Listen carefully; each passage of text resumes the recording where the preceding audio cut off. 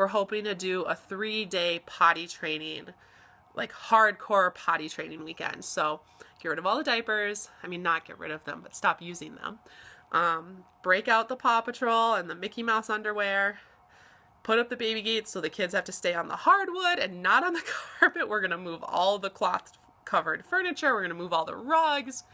And you put the kid on the potty like every, I don't know, some people say every 15 minutes, some people say every hour. We'll really have to see. So we're doing that starting Friday.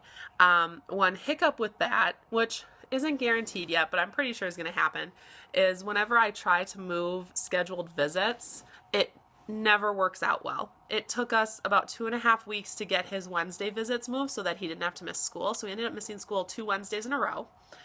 And now I have told all parties involved that we would like to move the Saturday visit to a different day so that he can really stay around the house and in our backyard, so that we're always near the potty, but it really doesn't look like that's going to happen. So we'll see how that goes. I am hoping that it will become easier to move Saturday visits because this summer, you know, there are a handful of Saturdays or a handful of weekends where we want to do something. We've got a couple of out-of-town weddings. We want to go camping one weekend with Doug's family. Like, that's all planned. And so if we can't move those, then we're going to need to find somewhere for little guy to stay for the whole weekend. And that would just really be a shame that he can't go camping for a whole weekend because of a 2-hour visit. You know, something like that. Like, I understand the parents want to see him, and trust me, his parents get to see him way more than the 2 times a week that are the court-appointed visits. There have been times where Grandpa comes and takes him to see his parents. There have been times where the parents have come here. You know, we're very much in contact with little guy's parents, and so they always have plenty of access to him in an appropriate way. So I guess we're just still figuring out what some of the best ways to handle situations. For instance, I just don't know who's even allowed to request visit changes because I didn't know if the case manager had to do it or if I could do it or if mom and dad have to do it. So I kind of figure out some of those things that more seasoned foster parents might already know, and that we just kind of have to learn as we go. Hi everyone, it's Wednesday, which means we are day 6 on potty training. No, honey, you can't go outside right now while he's cutting the lawn because the lawnmower, it could give you ouchies if you're not careful. Okay, so you can't be outside while he's cutting the lawn. Okay, why don't you come back and finish your supper? We have this lovely supper that little guy has yet to touch. A nice pot roast and some potatoes and carrots, and apparently it is gross and he's not going to eat it. So we'll just leave it there until bedtime. So the way that potty training worked for us is we were supposed to do 3 days where we didn't really leave our general vicinity of our house.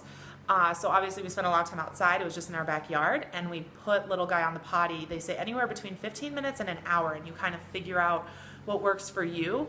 And so we realized that he really needs to be on there every 20 minutes to half an hour to not have an accident, because we were pushing a lot of liquids to get him used to going on the potty. One thing that did happen is we weren't able to change his Saturday visit, which is in the afternoon. So he was literally in underwear for just over 24 hours.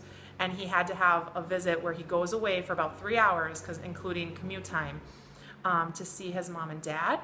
And I had tried to get it changed for about 9 days ahead of time. I told the company that does the visitations, and I told the case manager, hey, we're doing this, and my limited experience, because we've only been doing this for about 3 months, is that it takes forever to get visits changed. So it ended up happening anyways. We just sent him with lots of extra underwear, lots of extra shorts, and his potty, and he didn't have any accidents. So he's actually really good at holding it until he gets on a potty. It's just when we're not in the room with him, when he's in the room by himself.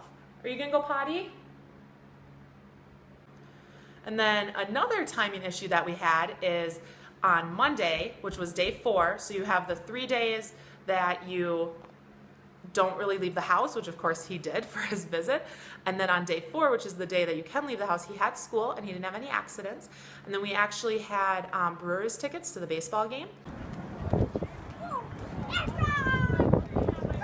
Someone's excited.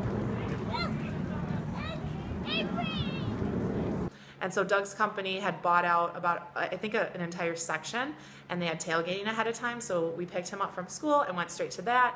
And that's where our minivan really came in handy, because we have the third row completely folded down. So we just put a garbage bag flat down in the back and put his little potty on that. So all throughout tailgating, every half hour, we were walking him back over to our car. And then he actually made it through about 7 innings of the game. So we had to go because she was fussing more than little guy, although he was overtired too, because it was about a 7 p.m. game. So they were doing pretty well for being past their bedtime. So we've had a few different outings that if I would have been in charge of all the planning, I probably wouldn't have scheduled all these things, but this was the one weekend that scheduling wise would actually work for Doug to take the Friday off and be home for all 3 of the days where you're supposed to really put him on the potty every like half hour. What, sweetheart? You want a hug? Okay.